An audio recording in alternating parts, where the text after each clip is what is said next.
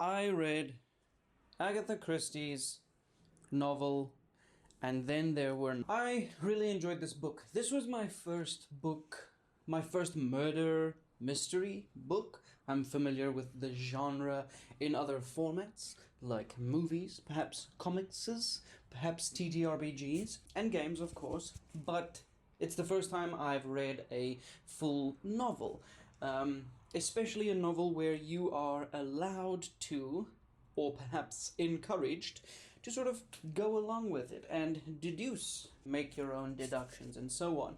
However, as much as I enjoyed this book, the entire journey from start to finish, great. I enjoyed it. I loved it. It was fun. The ending was fun. The twist was fun. The plot was fun. Everything was fun. I had a great time. I do have a complaint, or a qualm, or a gripe, perhaps. I don't think this book is solvable. And now hear me out. There's a couple of disclaimers here. I might just be a little slow. Might not be very smart. Caveman brain, stone head. It happens. But I will state my case as to why I think this book is not solvable. How? And let me just say, maybe it wasn't supposed to be solvable. I know there's something I've learned about a fair play detective novel, which from what I gathered, means that like you're able to solve the mystery before it's revealed to you. You can play along, you can make your own deductions, you can reason and whatever, and that's kind of fun. Like that is part of the fun of reading it. Whether this novel was supposed to be solvable or not, I'm not sure, but I've seen the opinion of a lot of people that say that it is. I don't think it is. And I'll state my case. I might be wrong. Maybe I'm just a little slow. I definitely am. Nay. So, the premise of the story, before I hop into any spoilers. The premise of the story is a bunch of people are invited to an island, a secret island, onto an island into a mansion. There's a mansion. It's like one of those locked room or closed room mysteries, I guess, but it's not a locked room, but you know what I mean. It's an isolated setting. And the people are invited there, and then the murders commence. Spoiler alert, there will be a spoiler alert. Spoiler alert! The whole, I think quite an important plot point is that there is this poem. I think there are different versions of the book. Some call it Indian Island, and then the poem's name is 10 Little Indians. Some books call it Soldier Island, and it's called 10 Little Soldiers. Regardless, I think they've changed it due to offensiveness or whatever. So I think there are different versions, but we'll call it Soldier Island for that reason. Okay, so an important part of this story is a poem, and all of the people who head to the mansion find this little nursery rhyme or this little poem in their rooms or in different locations in the house. I'll give you a shortened version. So it's like 10 little soldiers, blah blah blah blah, went out to dine, one choked, and then there were 9. 10 little soldiers stayed up late, one overslept, and then there were 8. Traveling in Devon, then there were 7. Chopping up sticks, and then there were 6. Plays with the hive, and then there were 5. In for law, and then there were 4. Going out to sea, and then there were 3. Walking in a zoo, and then there were 2. Sitting in the sun, and then there was 1. Left all alone, and then there were none. So this kind of, you read this early on, and you're like, you're like, okay, this is obviously an important part of this. 10 people, 10 soldiers. That's how it goes. You've got this setup. So the people arrive at the house.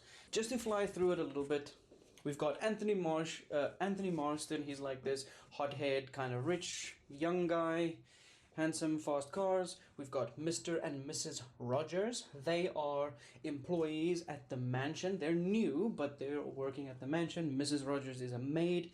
Mr. Rogers is the butler. Then we've got General MacArthur.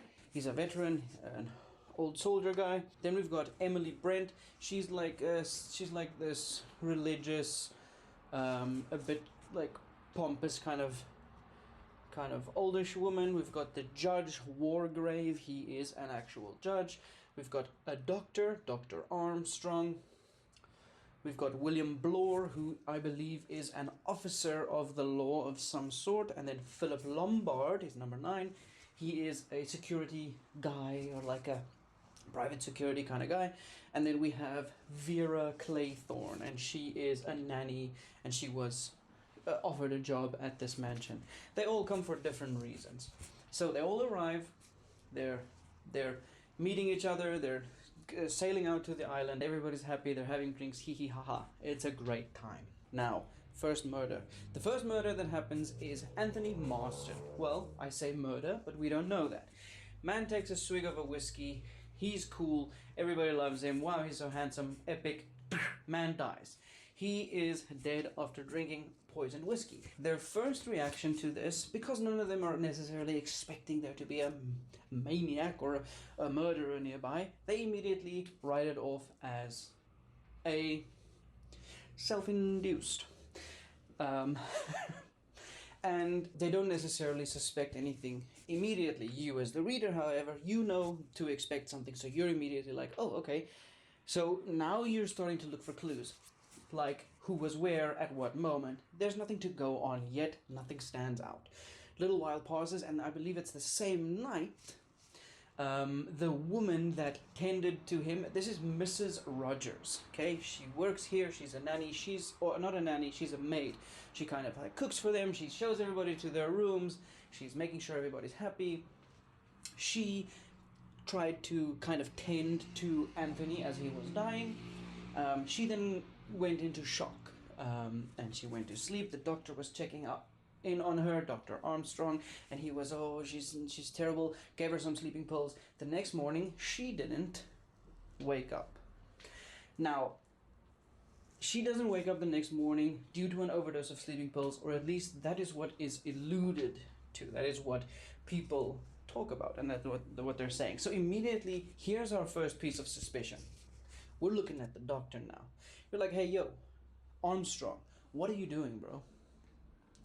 The only two people that had access to this woman's bedroom while she was sleeping was the doctor, who gave her medicine, sleeping medicine, and her husband, Mr. Rogers. And now you know this. No one's off the hook here. Anyone can be suspicious, and you know that as the reader. Now your natural suspects are anyone that was awake, Mr. Rogers, or the doctor. We don't know who was awake, but still, there's not enough evidence to pinpoint someone, but you're taking notes, they're taking notes. I believe it was after this point that they heard a recording in the dining area where this recording essentially said that, listen, everyone who's here, you have caused the death of someone at some point in your lives, whether directly or indirectly, you have caused someone to lose their life. So you are here and you are going to pay for that. Like, that's why you're here, and you're all gonna die. So it was at this point, firstly, that I realized that in a novel like this, you actually don't get to really delve very far into the emotional aftermath of of seeing someone die, because there's no time. You have to push the story forward. So as a writer, you kind of have to go on. And as a reader, the people are kind of like, he died. Shoot. Anyway, let's carry on. So you don't really see much of that. The third one to go is General MacArthur. He's sitting alone at the sea. He felt like everyone's dying now. We're all gonna die. This is the end. I'm just gonna go sit on the beach and stare out at the ocean and accept my fate. It's gonna happen. How he dies is he gets bonked on the head from behind. Now there's a little bit more suspicion. The people who weren't in the main circle of people who were talking, anyone who wasn't there at that moment is now suspicious. So they're looking at Armstrong, the Dr. Armstrong, because this is now the first death was poison, and poison could mean doctor. Doctors know chemicals. The second one was medicine involved. Doctor. And then the third one, and then there's also like the idea that the doctor wanders around a bit. He's always like kind of part of the picture regardless of what's happening. So they start looking at him. They also start looking at Lombard, the security guy, because he brought a pistol. He seems a little sus, and he's mysterious. We push forward. Next one is Mr. Rogers's. Now, if you remember, Mrs. Rogers's, she died already. The Rogerses work here. They work. The Mrs. Rogers is the maid. She helps everybody out. Mr. Rogers, her husband, Thomas Rogers, he is a butler. So he buttles. And he's been walking around buttling. So since his wife is KO, he needs to now feed everybody. So he goes to chop wood to start a fire so that he can make some food. And guess what? He gets asked a question outside while chopping wood. Now again, more suspicion. The person who killed him had to be strong. It can't be someone small and weak and frail, because they swung a heavy ass axe. Also, this seems like a risky kill. There was a very short moment where Mr. Rogers wasn't there, so it had to happen very quickly. It was risky, but again, it's going according to plan. It's following the nursery rhyme. Everything's good and well. We carry on. Emily Brent, the religious woman, who is a little bit of a, she's got a bit of an ego. She's a bit of a, can you still call people Karens? Anyway, she's just a bit of a... Emily Brent now dies via injection. Poisoned, some sort of a poisonous injection. It's supposed to look like a bee sting, or at least the theme of it is bee sting.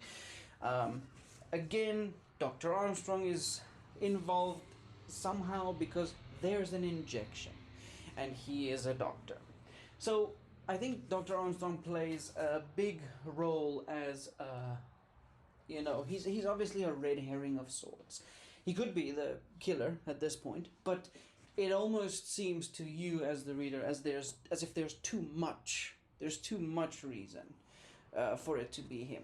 The next one who bites the bullet, so to speak, is Judge Wargrave. This is the judge. He has played a sort of a leader, like take the lead kind of role. He's organized people and said, listen guys, like we need to figure out what's happening here. Everybody, you're suspicious, I'm suspicious, everybody's suspicious, we're all killers. But now, while they're all attending to something that Vera Claythorne, she was screaming and shouting upstairs, nothing really happened. And while they're all there, bang, Judge Wargrave, shot in the head. Now we're left with 3 people. We've got Philip Lombard, the security dude. We've got William Blore, the officer of sorts. And we've got Vera Claythorne, the innocent ginger nanny. And now it's the 3 of them. The doctor has gone missing. Now there's obviously suspecting each other. You're suspicious of them. You're suspicious of the doctor. We've got 4 people. There's 4 possible suspects. One of them is missing. So they go out and they look for the doctor. They eventually find his body drifting in the sea. It's from a distance, so the story does create a little bit of a, like, I don't know about that, but it's essentially confirmed that that's the doctor. So we go on. 3 people left. Now, one of them says, hey, you know what? BRB. I'm gonna take a walk. He takes a walk. The other 2 are looking straight at each other. And the other dude dies. William goes away. He dies while Philip and Vera are looking at each other, talking to each other. So what does this tell us? The doctor's probably not dead. Or at least this is what I assumed. How William dies is a big marble clock falls on his head. KO. You're done. Fatality. Now there's 2 people left. They talk back and forth. Is it you? Is it me? I know it's not me. I know it's not you. Bing, bang, boom. Vera pulls out a gun. Click. Shoots Philip Lombard. Somehow she wrestled the gun out of his hands. He dies. She then goes inside and deletes herself. So we are left with none. And then there were none. So everybody's dead. Great. Plot twist. Here it comes. A note is written. A couple of officers find a note. explaining the whole thing. It was the judge all along. Now, the judge, who was shot in the head, but not, rigged all this stuff, and eventually he made it look like he was dead, but he was actually alive the whole time. Great story, great plot twist. It's awesome. Everything is, I mean, it's a little far-fetched, but it seems like everything checks out. If you stretch your imagination a little bit, it seems to work out. Great, wonderful for the story. But with regards to, is this a fair play mystery? Some people seem to think that you can figure out that he is faking his death. I didn't see it. I don't, and I fully think that it is not solvable. Maybe I'm wrong. I am a little slow. I'm not, maybe I'm not the most observant person ever, but my personal opinion is that it is not solvable. She goes out of her way, Agatha, I see you, Agatha. She goes out of her way to confirm the deaths, and then somehow Judge Wargrave, his death wasn't real. Everyone else's was real, and his was confirmed in the same way as everyone else, but you're supposed to know that he did not die. Fine. Again, I love the story. I think it's amazing. But the claim that it is solvable, I am willing to dispute just a little bit. That being said, I don't think it's a bad book. I think it's amazing. I think it's a great read. I'm so glad I got into it. This was like the first step into mystery novels. There's a whole bunch that I want to get into. I want to read Magpie Murders. I want to read more Agatha Christie. There's just a bunch that I'm excited for, and this book got me excited about that. Here's my problem. The book spends hundreds of pages encouraging you to play along, encouraging you to eliminate suspects, to make deductions, to take mental notes, to think about things, to cast suspicions, to do all these things, and that's what it's supposed to do.